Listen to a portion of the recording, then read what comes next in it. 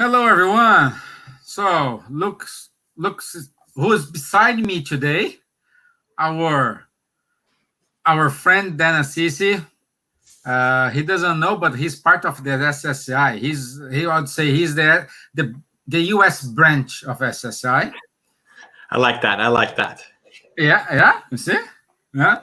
And thank you very much for being with us, Dan, today. A lot of people asking you to stay with us, to give your thoughts. It's very well structured and everybody likes it. So I hope this finds everybody well. I need just to remind you, today's Tuesday. It's our working day. So I hope all the volunteers are trying to log in, and people who are often here, thank you very much for your presence. In order to start, I'd like to invite everyone to to pray with me for begin our works today. If you want, you can close your eyes. If you can't, no problem. But I just want to invite everyone to raise up your thoughts towards Jesus, towards our mentors, towards the mentors of the group, and ask them to stay with us, enlighten our speaker today. May this message reach everybody who needs to be touched by today's lesson. At the same time, while we're having this wonderful speech, may this benefactors work on us, on our house, on our city, on our family, and everybody else who needs any kind of support and help. So be it. Amen. Okay. Okay, Dan. Today, Dan, I'm going to talk about mediumship for beginners. This is a very long topic. Of course, Dan, we will spend the next 4 hours talking about it. And we will have a break when we reach 2 hours. In the next 2 hours, he will make this feel like an hour. And that'll be the first part, right? Because then we do for another 6 hours. Yeah. Because he's in California. For him, it's just early today, so it's not even lunchtime. So Not yet. It's through the miracle of telecommuting, we're here today together. It's amazing. Okay. So, guys, I'll leave you with Dan. Let me just pull in his PowerPoint. So, Dan, break your leg. Thank you very much. All right. Hi, everyone. I think you can see my square little face there on the left side. I'm happy to be here with you today. Thank you for having me. I should start by saying that I am experiencing some internet challenges today. Internet access here at my house has gone down, and so I am using my trusty cell phone to connect to all of you. So I hope that you will not lose me through it, and if you do, please have patience. But I want to say hi to you. It's great to be connected with you. I see some folks here chiming in. I see Cassia, Daniela, Alan, Sandra. Good evening, everyone out there. Good morning if you are on my time zone. But I was excited to have a chance to come by and invade your space for a little bit and feel connected to talk about an interesting topic, mediumship. And mediumship is a topic, I feel, that sometimes is very much misunderstood in the public mind, right? I think that our society nowadays either thinks that it's something scary or it's something that is just a fraud and does not exist. And so we are going to kind of spend some minutes going back to the foundations of mediumship. I hope to offer you some insight on how I think about mediumship, and hopefully we'll be able to demystify mediumship a little bit, and why we have a great conversations with some friends like Don from Chicago. Hi Don, good to see you. I see Nady as well. So very excited to be here. But so let's dive into it so that we have more time to chat. To start with, I have this picture which you might be familiar with, which is the ceiling of the Sistine Chapel. And on the right side of your screen, you can see God. And on the left side, you see the representation of Adam. And I think this is a beautiful picture because in many ways, it sums what mediumship is for me. It is the divinity out there in the universe reaching out to us and making this effort. And look how God is making this effort, stretching out. And Adam is like, I'm not going to try too hard. But still, spirituality still reaching out to us, still being with us, and trying to make sure that we learn. So what I want to talk to you about today are three main points, the basics of mediumship. And I hope that even if you're already familiar with mediumship, this may help you reorient your framework or think about it slightly different. So the first thing I want to talk about is the what. The second thing I want to talk is why. And obviously the third thing that we want to talk about is the how.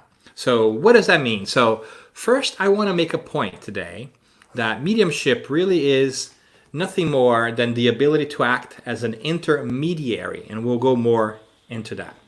And the reason why it's there is because I honestly feel that mediumship is perhaps one of the most beautiful manifestations of God's love for us.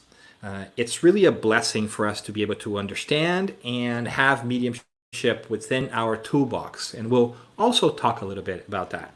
And the how that I also want to talk about is, why is it that we are talking about it? Because I really do feel that Spiritism is uniquely equipped to talk about mediumship.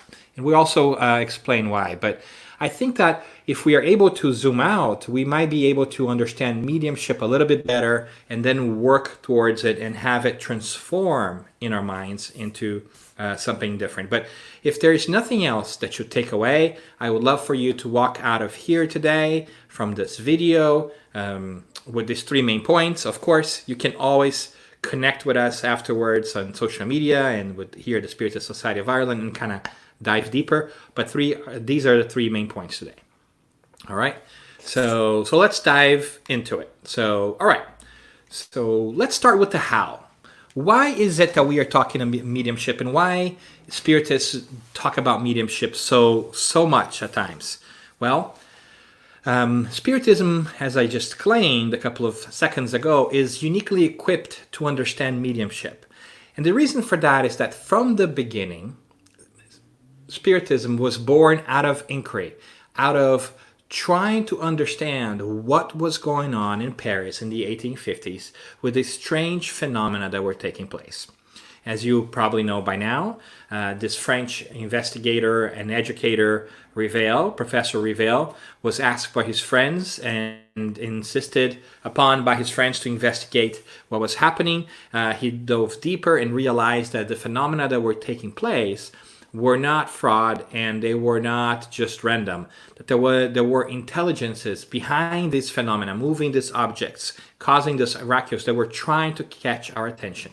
From there, he begins to study things, and through that interaction with the spiritual world, eventually we arrive at Spiritism. And Spiritism, I always say this, cannot exist without the spirit.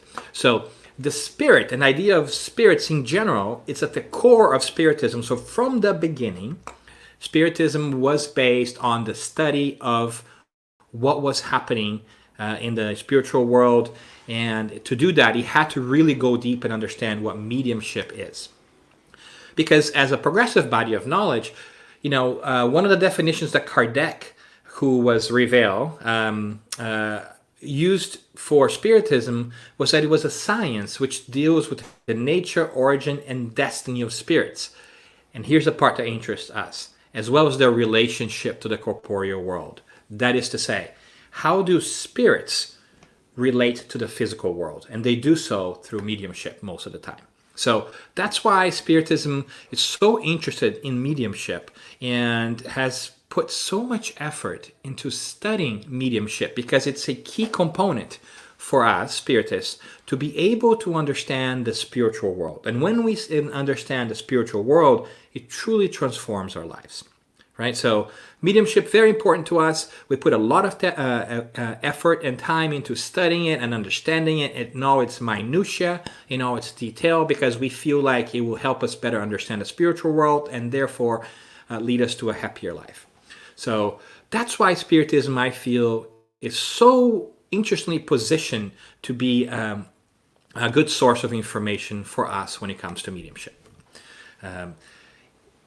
Even more interestingly is that Kardec's second book of this, what we call the Spiritist Codification, the books that he first wrote as he was investigating Spiritism, was the Medium's book. His second book was the Medium's book. We all know the first book, which was the Spirit's book, the questions and answers that kind of gave birth to Spiritism in 1857. The second book he wrote was the Medium's book, and I think that's also very telling itself, because it showed from the beginning that the intention of Spiritism was to give people knowledge. It was about telling people how to find information on their own rather than having to rely on other people. So after Kardec was able to get all this wonderful information through mediumship and publish book number 1, the Spirits book, he and the Spirits, the high enlightened Spirits, really saw fit to teach people how that information came about and how we could do that on our own. And so in 1861, the first treatise on mediumship ever written is published. And it's, I feel, a monumental date in our human calendar, because up to that point, we had never really had a scientific or well systematized approach to trying to understand the relationship between worlds. Until that point, you could understand mediumship, and we'll talk a little bit about it, but it wasn't easily accessible. So with the publishing of the first book, mediumship becomes accessible to everyone. All of a sudden, anyone who wants to learn about mediumship in the world can pick up a book and dive deeper into it. And that is huge, because it starts to demystify the whole process. Mediumship at that moment stops being something that only a chosen few can understand and practice. And it becomes something that everybody, if they want to put the time and effort into it, can get to know what mediumship looks like and how it works. And that historically, it's a fascinating shift, because once that happens, we stop looking at mediums as special beings or beings with supernatural powers. We begin to see them just as human beings who understand this ability, right? And really takes a lot of the hocus pocus, so to say, out of this. It becomes a lot easier. So the Medium's book, it's a wonderful book for us to read and study if we want to dive deeper. And I find it fascinating that we sometimes forget that it's right there at the fingertips for all of us. And that, in fact, I don't think that there has ever been a better book since that could explain how mediumship works. Many different mediums and many different people have written books about mediumship, but they all come from one individual perspective. The Medium's book comes from a bunch of individual intelligences, the spirits and different observers who suggested different topics and ideas. And Kardec had the job of organizing everything. So it's almost like a scientific publication with many different authors. And that's why it's highly valued for us within the Spiritist métier, the realm in general, our community, because it's not just a product of one person. We had to have a name of an author for the book. So you might see Allan Kardec in there, which is the pseudonym of Professor Rivel, because the spirits told him, this is not your work. If you must have an author, then use this name from a previous incarnation you have, because it's not your work, it's everybody's work. And I think we got a clue about that when we had the first book published, and it was called The Spirits Book, not Kardec's book. But anyways, I digress. So the Medium's book is a great book and helps us understand, and a lot of it that we're able to surmise and comprehend about mediumship comes from this book and how we can look at it. But if I haven't put you to sleep just yet, let's move on a little further and talk about different things. So we established some context. Let's talk about mediumship.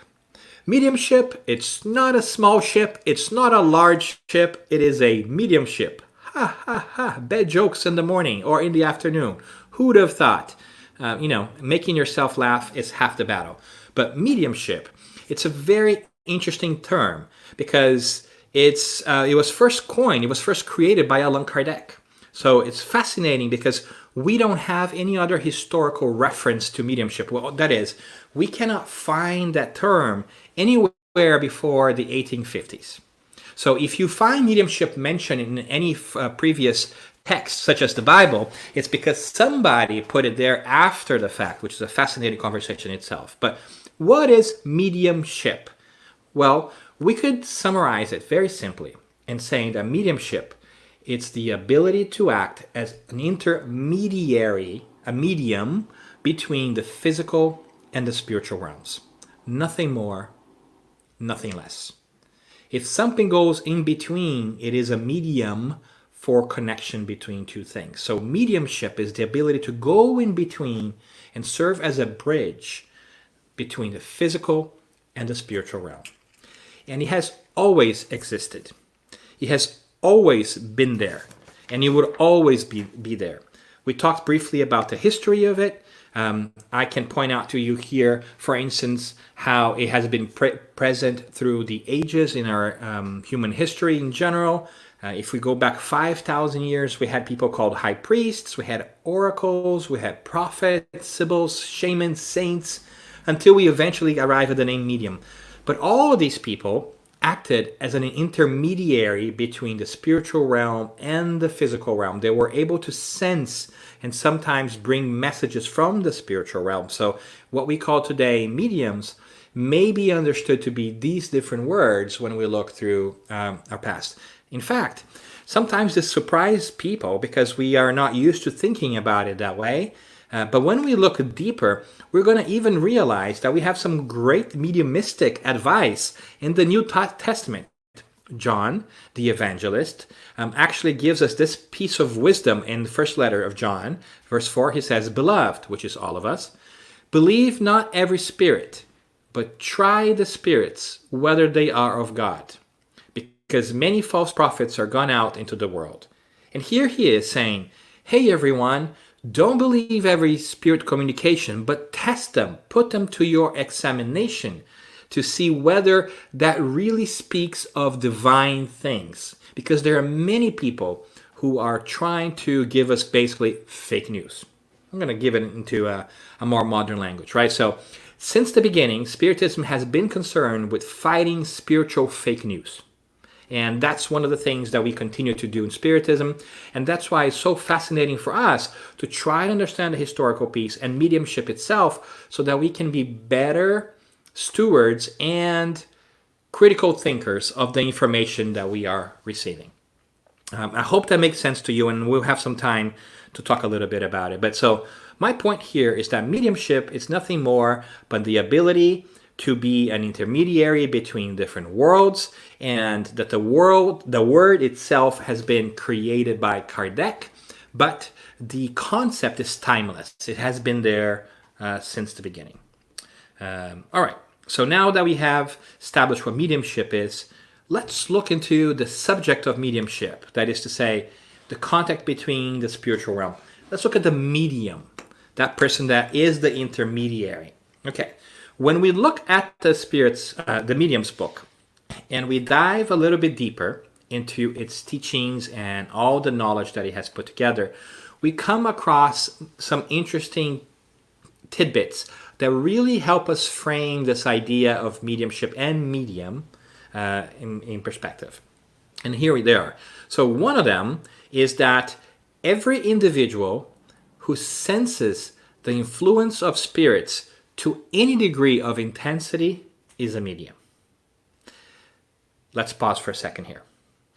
We sometimes have this idea that everybody is not necessarily able to communicate with the spiritual world, but every spirit, every individual who senses the influence of spirits at any degree of intensity is a medium. And that this faculty, this ability, it's actually inherent, that is, it's natural to humankind. So all of us are able to feel the influence of the spirits to a certain degree, because if everybody has it, if it's inherent to humankind, then we can feel it. The difference becomes to what degree are we feeling that influence of the spirits. And so what that really makes us is mediums. So everyone that you know, your mother, your father, yourself, other friends, are mediums. The question is only the gradation, just how much of that influence you can feel. So from there, we can start to demystify this idea of mediums being something sacred, because everybody is a medium. The difference is that within Spiritism, we use the term medium when we really mean extensive medium to say people who have an above average of a high degree of sensitivity and sensibility to the spiritual realm, and thus are able to work more consciously in being a bridge between worlds. But the truth of the matter is that this interaction between worlds happens whether we are aware of it or not.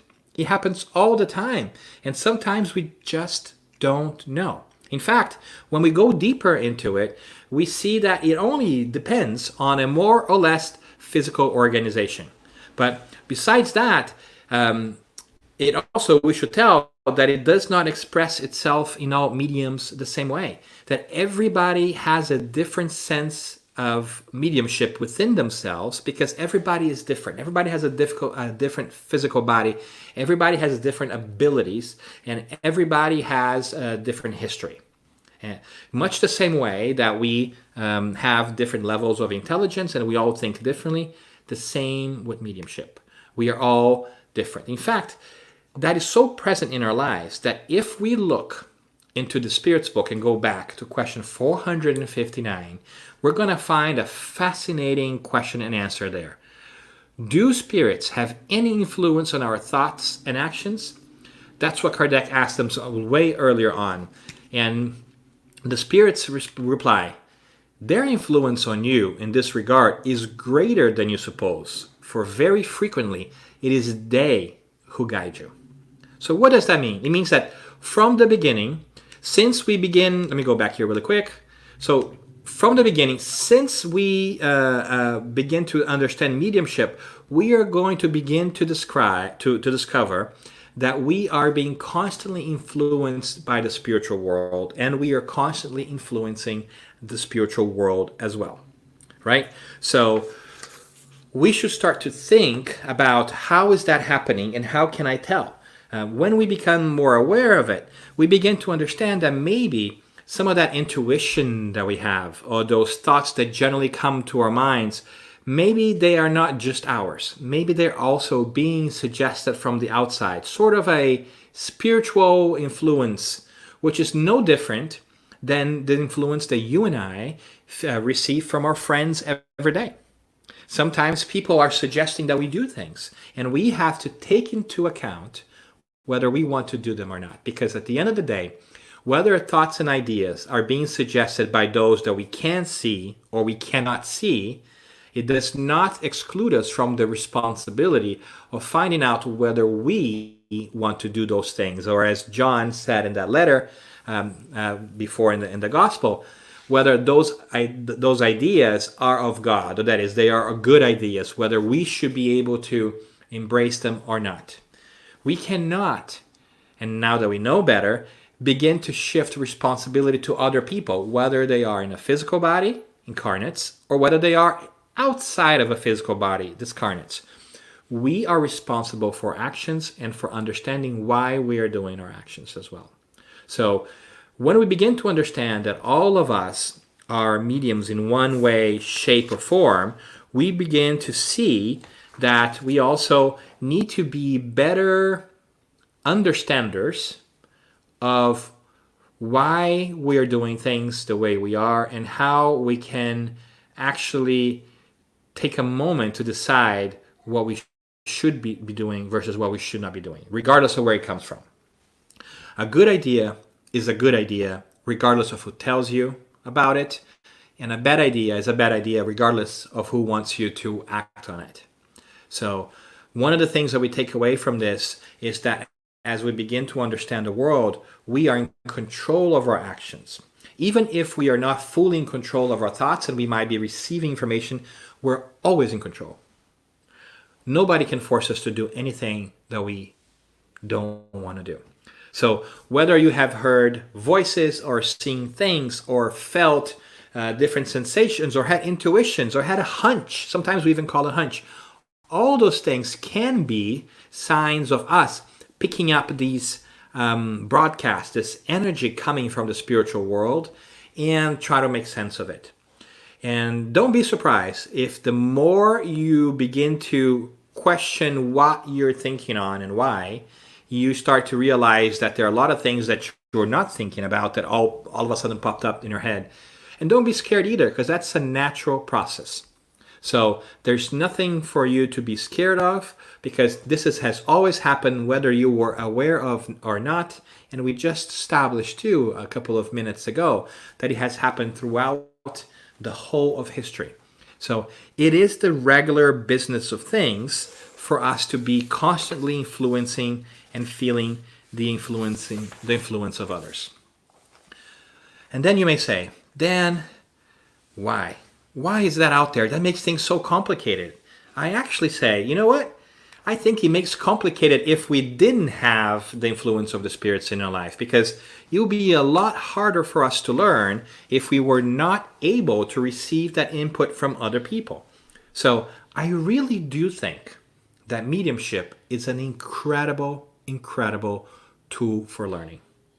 Because when we have mediumship, we can accelerate our learning by connecting with the spirits and getting some knowledge that we would otherwise have to wait to learn when we are in the spiritual world. So work with me here, because as we begin to learn from others and through the spirits, we begin to realize that we ourselves are spirits. And when we do that, we start to say and question our own lives here on earth and say, what am I doing here? And we begin to understand that through reincarnation, we come back as many times as we need to develop and evolve and to help the world evolve as well. So that means that our incarnation, our current lives here on earth, are nothing but a day on our spiritual life in the grander scheme of things. And so rather than having to go to work every day and wait to come back home to reflect on what has happened and learn from others, now during our workday, we can call back home and we can get some insights to see how things are going. It makes our learning cycle a lot faster, because we can shortcut that. We don't have to wait all the way to the end to see how things are. Sometimes we forget that. But imagine how would it be if we didn't have mediumship in place. We would run into a lot of challenges. We would learn about something, and then with time, we'll pass it on to other people, and they might misinterpret it or interpret it differently. And we would have no way of checking on that, or whether that information that came from the spiritual realm, if all these wonderful spiritual revelations that we have received throughout history were actually true. But with mediumship, we can go back to the source and ask, is this really what I understood it to be? The way I look at it, it's sort of like the study of mediumship affording us a continuous process for evolution. It makes us be able to constantly search for more knowledge and check our understanding. One way of putting it would be to think of it as a spiritual GPS. So think with me here. I think that most of you guys are young enough where you don't remember a world without GPS, but I did. I did live without GPS. I am that old, yes. And what does that mean? When you left the home in a world before GPS, you would have to know where you're going. And you would say, I'm going to go that place. And along the way, if you make a left or a wrong turn, you might not know it. So if you left the house and you said, I need to make a right and then 2 lefts and then another right and a third stop sign, if you got that information wrong, you would get lost. plain and simple. You wouldn't be able to get to your destination. You have to find a way to come back home and start again. But with GPS, we all know what happens. You type in your destination in there, and it gives you a step-by-step play. And if by any chance you run into a challenge, you know what the GPS voice says. I think we all have that. Recalculating, right? You're able to get that information midway and do a new plan, to create a new direction on how to go. That's very important, because the same is true with mediumship. If we have the knowledge from the spirits and we're learning that we're going a different way, and they're telling us, hey, you should reconsider this, or read this interesting book on how to face life and change your perspective, we can change course while we're still here in the physical plane. We don't have to wait until we discarnate or we pass over to review our entire life and say, oh my God, I should have done that differently, and then have to wait for a new life to come back here again and try again. We can now get these recalculating messages midway. We can have our spiritual GPS, so to speak, working with our consciousness to be able to redirect where we're going. So mediumship, in that way, truly is a blessing. We oftentimes are worried about mediumship and we think that's a bad thing, or we're only being influenced by the bad spirits. But the truth is, it's an incredible blessing, because if we are constantly being influenced by the spirits, we are constantly being influenced by the good spirits who are also wanting us to develop and to grow. Why is it? Why is it that we're so focused on the negative when we should be so thankful for all the great positive influences that we have in our lives? We have way more people who love us in the spiritual realm than who may be upset at us. We have all our relations from past lives, all our friends that we have developed over many different lifetimes that we may not even remember, cheering for us. And they're all sending us good information, good vibration, good thoughts. Of course, respecting our own free will, but they're all there cheering for us. They're all there being part of this larger spiritual perspective. So mediumship is this incredible tool because it really lets us shift our perspective.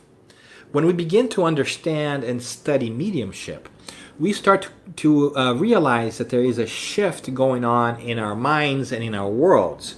We stop to think of mediumship as something supernatural, that only a chosen few and a couple few are special people have it, and that it's a gift that's unexplained. And we understand that everyone has these gifts. The mediumship is a natural part of life, and that it benefits us to start thinking about how are we taking in information, whether it's from the physical world or the spiritual world. We want to develop our critical thinking sense to know what is ours and what is suggested by other people. And the only way to know that is to know very well who you are. Because if you don't know who you are, you can't really understand what you're thinking, why you're thinking those things. If you don't know what you're about, it's hard for you to really decide whether that idea is something that comes from you, that you want to act on, or it comes from somewhere else. You have to know what you are about. And that's the most difficult thing that all of us can do on this earth, is to figure it out who we are and where we want to be. But the good news is that mediumship shows us and helps us in that journey, because it points us to the fact that we are no longer physical beings.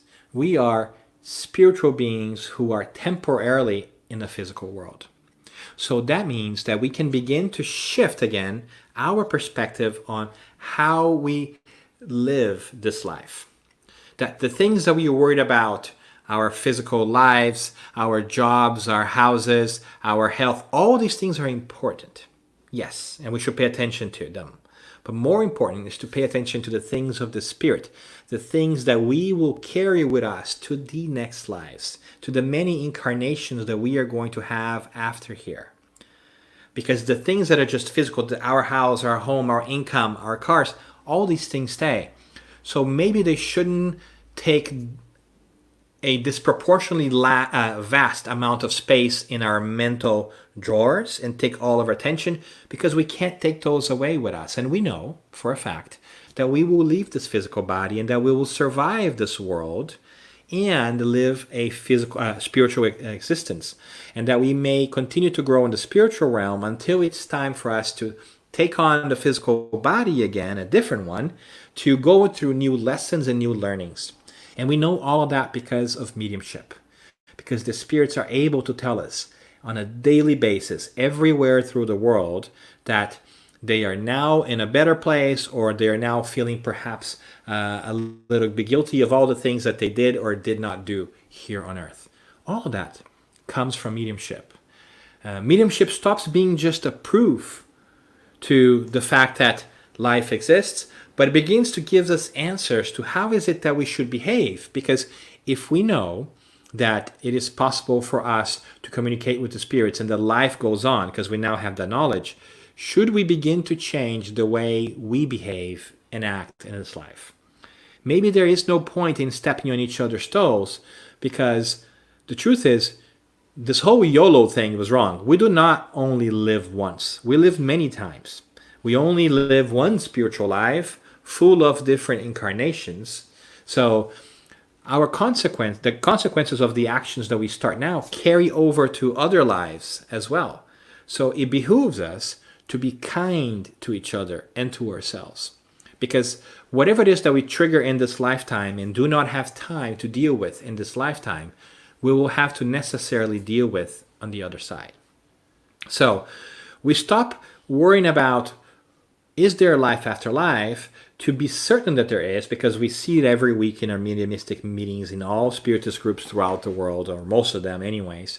And we say, okay, we established that there is a spiritual life. We cannot deny it, because if we can see the spirits, if we can talk to the spirits, and we know they are outside of our own purview or our own ability to make those things up, then it is true. And if it's true that there is a spiritual world, how does that change how I live? So it's an interesting perspective that mediumship brings us, because it really connects us with the essence of who we are. And it goes back and leads us back to this idea that we can see the world different, which is something that we do in Spiritism as we go back to the beginning and try to relearn things. And we rediscover this idea of the Christ, for instance, who was the ultimate teacher. As a teacher that he was, the most incredible spiritual being, there's only one title that he has claimed and throughout the New Testament. Many people have called him good, master, and all these kinds of things, but there's only one thing that he takes on: teacher. And he says, you call me teacher and Lord, and rightly so, for that is what I am. We find this in the Gospel of John. And this is a fascinating piece, because what Jesus has come to teach us is, in my opinion, the core of it, about surviving the physical world. If we boil down his life to the most incredible thing that all of us remember, is that he has resurrected, that he has come back from the so-called dead to let us know that you are not going to die with your physical body. And he communicated that to other people. So other people who were still incarnate here, were able to see that through mediumship. And that's a blessing. And that's an incredible blessing. And so getting to know that certainty lets us understand the bigger picture of things, all of it. And understand that mediumship is nothing more and nothing less than the ability to act as an intermediary between the two realms of life. And that all of us are mediums in one way or another. What we have to pay attention to is how that influence from the spiritual realm is happening in our lives and why it's there. But that's not really that much different than the influence that sometimes we receive from our friends and families. We have to be better judges of the information that we receive and make better decisions, whether these suggestions to do things come from the spiritual realm or from the physical realm. It behooves us to be really thoughtful and really mindful about what are our priorities in life and what we're doing. And that begs reflection and an inner journey into yourself, which is really hard to do. I often say that the toughest journey to make is the 12 inches that connect your mind and your heart. Knowing who you are is so hard. It's really an incredible task. But once we do that, we get closer to balance and we are more able to hold our ground and understand that we are going to be okay and that we need to make our own decisions. Whether the suggestions that come to us come from the outside or the inside, sometimes we can't tell, but we need to figure out whether we want to act them or not. And the second point here is, like we were saying, that this ability to receive input from the outside and from those who have gone before us, who are wiser than we are, and listen to the right people, it's an incredible testimony to the love of God, this love that God has for us. Because God loves us so much that God doesn't want us to wait a long time to learn things. God constantly gives us opportunities and teachers and knowledge for us to correct our course towards happiness anytime that we make a wrong turn. Anytime that we make a bad choice or perhaps have a not so healthy attitude, God is sending different spiritual wisdom through different spiritual workers to nudge us back into that right direction, to act as our GPS, to tell us that we should recalculate our path. And a lot of it is happening through mediumship. Maybe it's that friend that gives you good advice, but in fact, it might not have come from that friend. It might have been coming from an intuition that the friend received from your spiritual mentor. Maybe it's from your own intuition, your own idea that you should do this or instead of that. Maybe that hunch that you had was not really something that was just eating away at you, but it was something that your mentors and guides were trying to get you to pay attention to. All these wonderful things that we have, the intuition, the hunches, all of them are made more manifest and more available and stronger through reflection. Because we can receive all the great advice in the world and not act on it. So we need to stop and think about that and remember that everything that comes our way is a blessing. And the other thing, the last piece that I want to make here before we maybe hopefully can do some questions and answers if we have the time, is this idea that Spiritism is really a great tool for us to understand mediumship. We have tons of resources, the Medium's book and many other books after that, that helps us understand how it takes place and why. And as it takes place, when we understand how it takes place, we can understand how it might be at play in our lives. And that we are in control. And that nobody can make us do anything that our consciousness does not agree to. So it's a really interesting opportunity for us to, even if we don't want to be a medium per se, like an extensive medium, which we do not have to, it's good for us to understand how it works because it helps us be aware of the influences in our thoughts and that of others. Perhaps if other people are also shifting their moods quickly on you, maybe they're also being influenced for a reason or another. So you can also leverage this knowledge that you have of mediumship to be more tolerant with others, to be more considerate that everybody is also being constantly influenced by the spirits, which means everybody's always changing. So they're not fixed quantities. Don't write them off.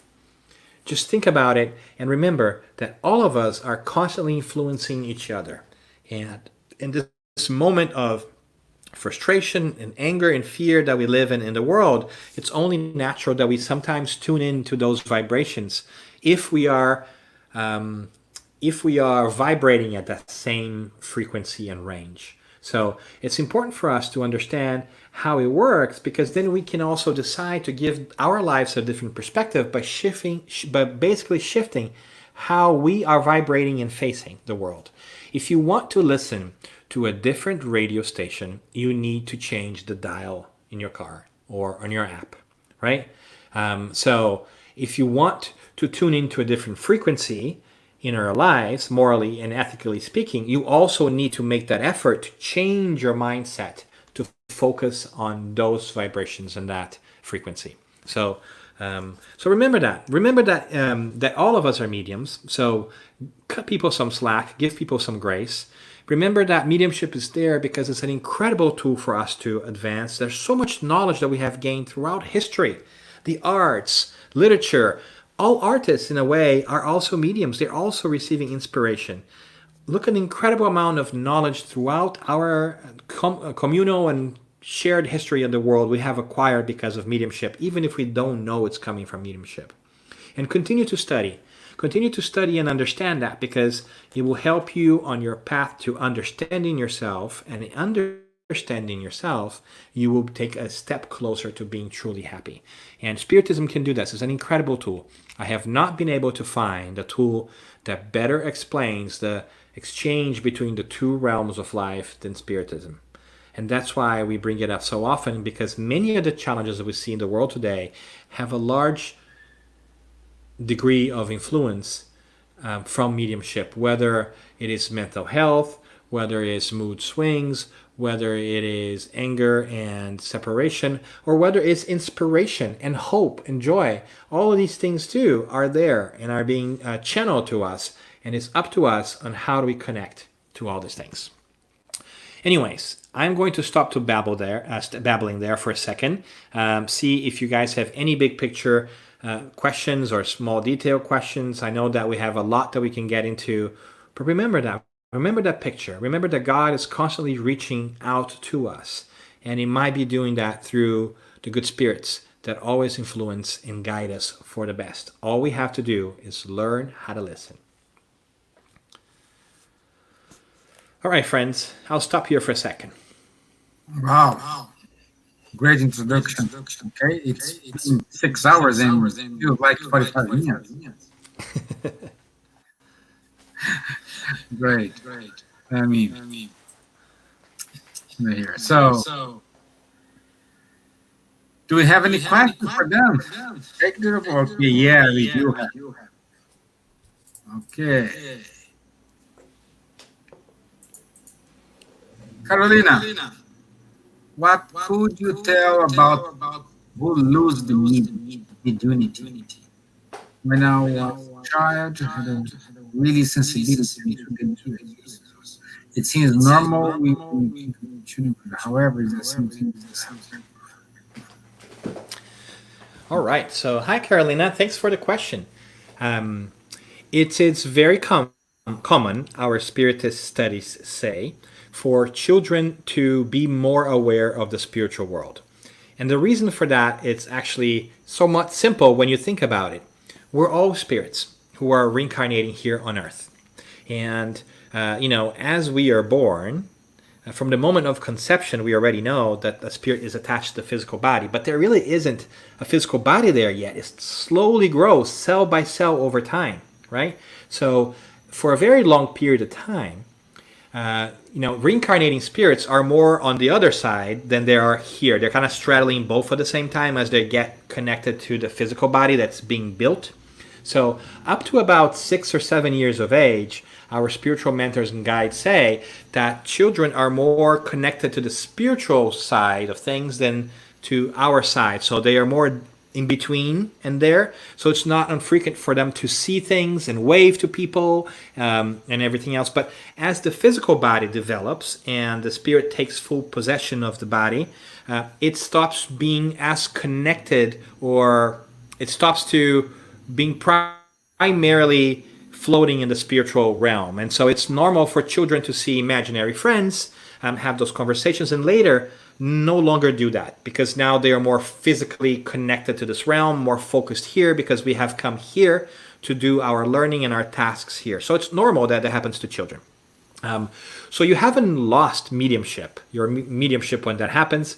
It has just, been taken over by the fact that you have taken full possession of the physical body. Now, having said that, and we mentioned briefly the knowledge that comes from the medium's book, mediumship is limited by a number of factors. All of us are mediums in one way or another. But the medium's book tells us that one of the factors is our actual physical bodies. Our central nervous system can be more or less sensitive depending on genetics, which is activated by the needs of the spirit. So it's understandable also why not everybody has high levels of mediumship. Now, having said that, sometimes when we begin to study and reflect upon ourselves, we begin to notice that we are receiving more of an influence of the spiritual realm than we had previously thought. Sometimes we find that we are more of a medium than we expected. So, in the work of self-knowledge, of seeking your understanding of who you are, you will be more in touch with yourself, and you'll be able to more clearly tell what impressions and ideas are coming from your own beautiful mind versus others that might be suggested from somebody else. Kardec tells us, for instance, an interesting thing. If you're thinking about a topic and all of a sudden an idea that has nothing to do with that topic pops into your mind, it is possible, not necessarily always the case, it's possible that's an influence from the outside because you weren't thinking about that, right? So being aware of your thoughts and your thinking patterns will help you develop your sense of mediumship.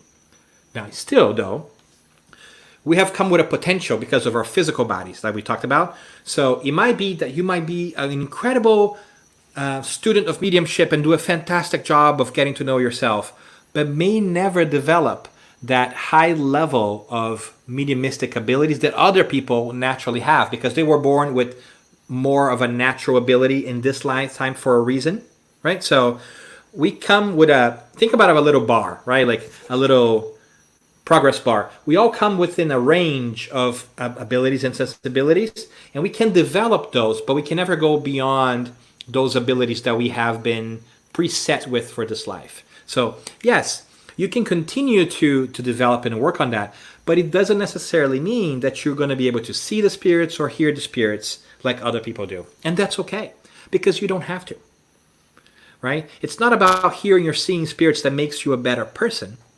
It is about what is it that you do with the information that you have, and how do you conduct yourself in life to become a better human being. Because in becoming a better human being, you become a happier human being, right? So better equals happier on the spiritual side of things. Does that make sense? So if you want to go back and develop mediumship and study it, you may, but don't expect that just because you're reading that in studying and being part of a study group, which we often have in a spiritist society, which is a great way of learning, that you will become a channeling medium, right? That might not happen. And that's okay too, because not everybody has to be that. And children also, understandably, might just kind of walk off of that phase where they can see and communicate with the spirit. So they haven't lost anything. They're just now physically more connected to the physical body. I hope that makes sense, Carolina. Yeah, I agree with you. We need to stop with that stigma that to be a good spiritist, we need to have a mediumship. So there is no correlation between one and the other. What makes you a better person, a better spiritist, a better medium is how you are, how you treat your neighbor, how you treat yourself, how you do your thing. So, and at the same time, we need to think that we always need to study and practice. It's not because you read the mediumship book, it means you got a certificate and you are medium now. No, it's don't work that way. So read the medium's book. It's perhaps the first step of everything. Then you need to practice. Well said, friend. Like everything else in life, right? One does not become a medical doctor by just reading books. One does not become a father or mother by reading books, right? A good mother or father by reading books. It's about practicing in the context. Taking that information in, like you said, Stephen, it's an amazing first step, and we all should do it, especially as spiritists who are interested in understanding ourselves and how the spiritual world works. We can study mediumship without wanting to become a medium. We can just understand how it happens so that we can be more aware of when it's taking place out there in the world. I have oftentimes found myself, for instance, in some meetings that are not spiritist meetings, like, business meetings or whatever it is, and clearly feel that all of a sudden the meeting takes a change, that something happens that was not there, that just kind of changes things in a incredibly different way. And I often am wondering whether there is some sort of influence at that particular point in time, because the people in that moment in time and their responses are not their traditional and normal responses, right? Or whether we're walking in life, and sometimes we even see the homeless, right? And we see them walking around and they're talking to nobody who's out there. And we realize from the spiritual perspective and from a spiritist lens that there might actually be somebody there, right?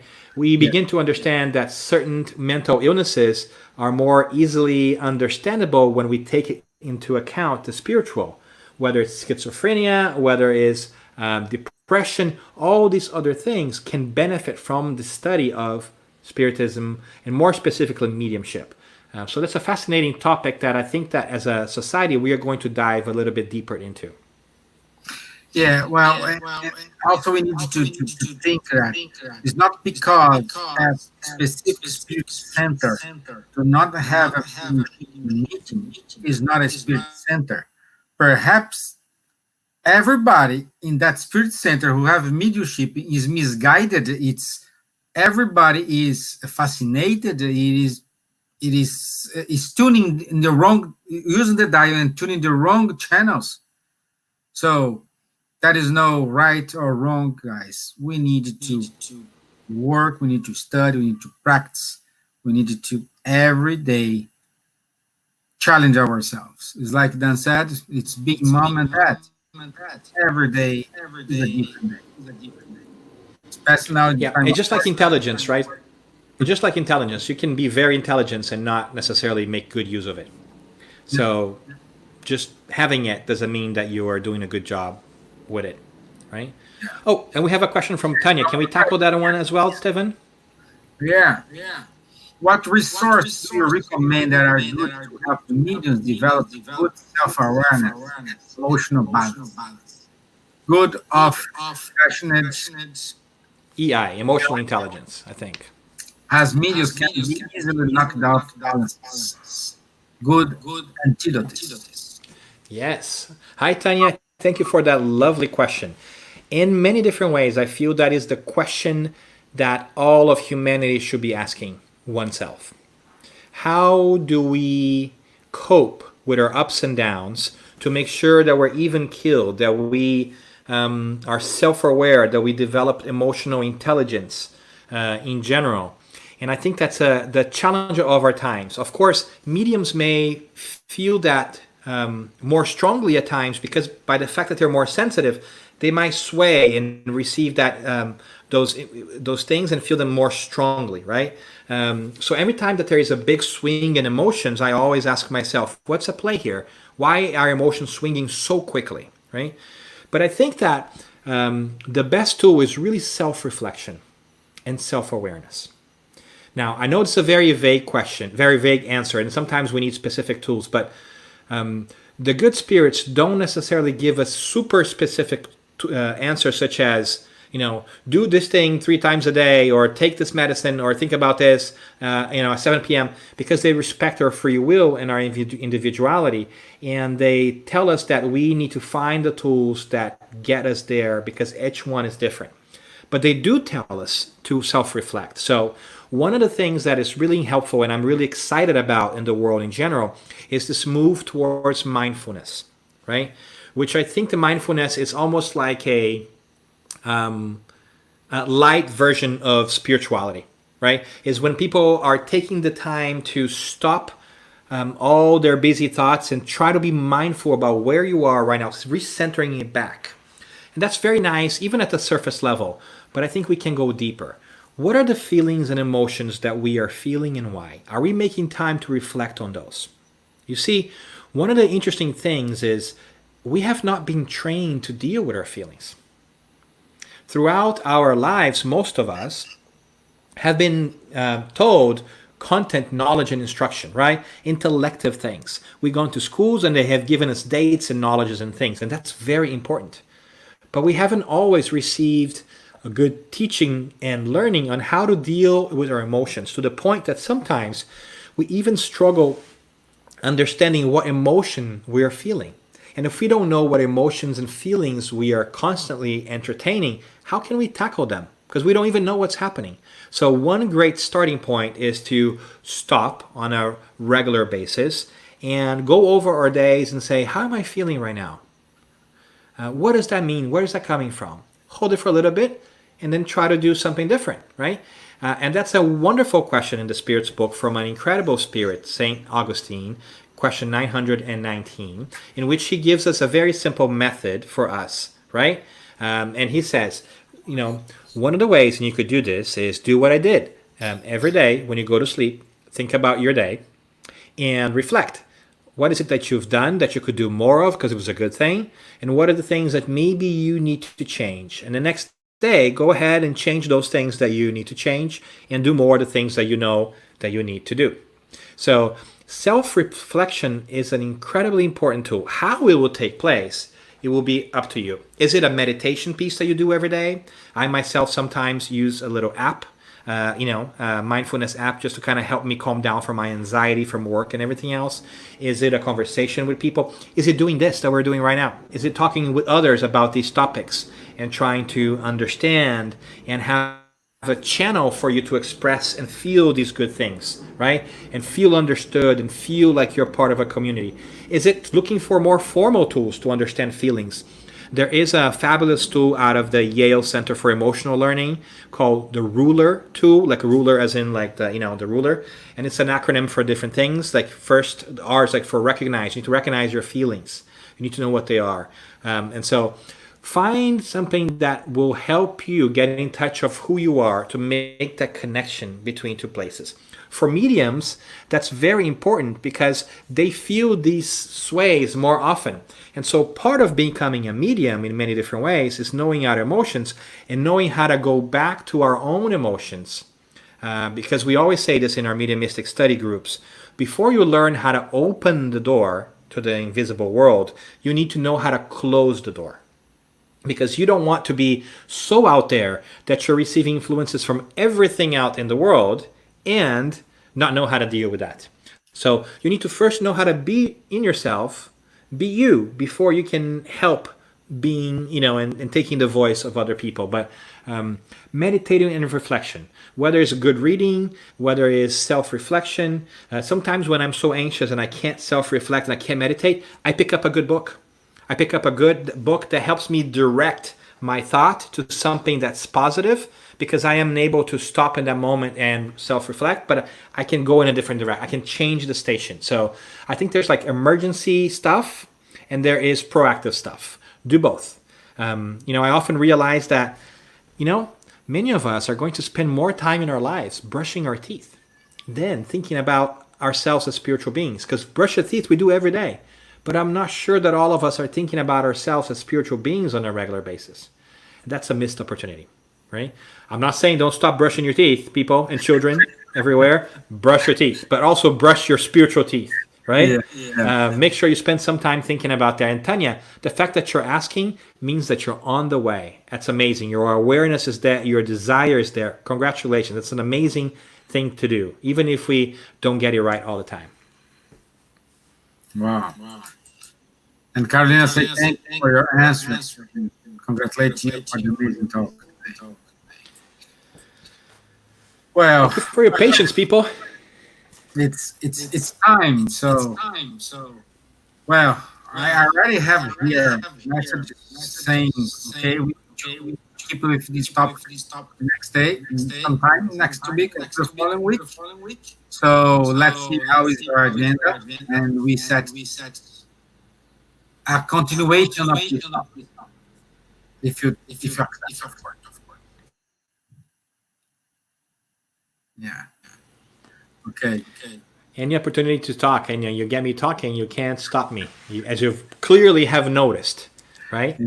Especially from fascinating topics. I feel like we learned so much in opportunities such as this one that you guys put together. And, of course, we can't go to the Spiritist group right now because of COVID.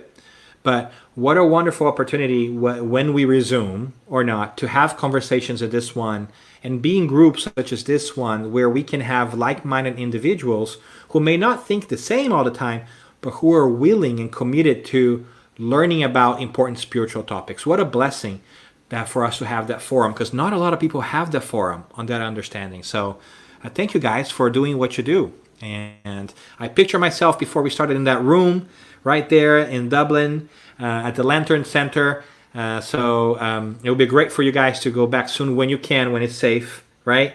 And continue this kind of conversation. And if you can't go there, do it virtually. Do it with each other. It's amazing. Sure. So thank you, my friend. It's yeah. I want to be having you here. So thank you so much for all this explanation. Make us so well known, but the easiest to show us. So thank you very much. So in order to finish today, do you mind to do our final prayer? Can you do it? Yes. Thank you. Me, right? Okay. Yeah. So I want to thank you all for your presence here today and your attention, but I also want to thank our invisible friends who always guide us and inspire us. And I am particularly thankful to God, the creator of all things, who loves us so deeply so as to give us ways in which to keep in touch with each other, even when we might be in different realms of life. Thank you, God, for the ability to communicate with the spiritual world, whether we are aware of it or not, and to feel the love that is there for us if we only stop to open our hearts. We also ask for help in remembering our true spiritual essence, remembering that we're spiritual beings that have lived many lives before and will live many lives afterwards. And recall that we have so many different friends on the spiritual side who are cheering for us, that all we need to do, even if we don't remember them, is to take a moment to open our hearts and let that love in. Thank you for the knowledge to begin to understand how the interactions between the physical and the spiritual realms work. Thank you for the ability to have access to that knowledge and to come together as groups and have a chance to learn together with each other, to push each other forward along the way.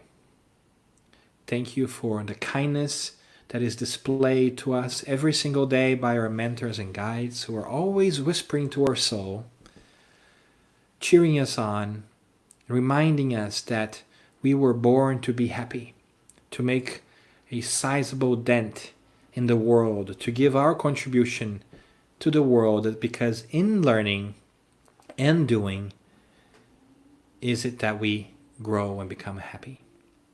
Thank you for the people around us, the knowledge that we have, so the circumstances that we live in that force us to think differently, change our ways, and recalculate our spiritual evolution. And we hope that we may continue to remain steadfastly focused on spiritually growing and being kind to each other.